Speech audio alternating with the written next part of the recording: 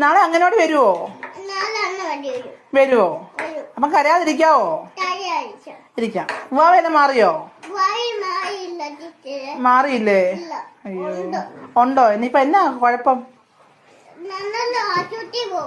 എന്നാ പറ്റി? നടുവേദനയാണോ? അയ്യോ, ഈ കുഞ്ഞ നടുവേദനയാണോ?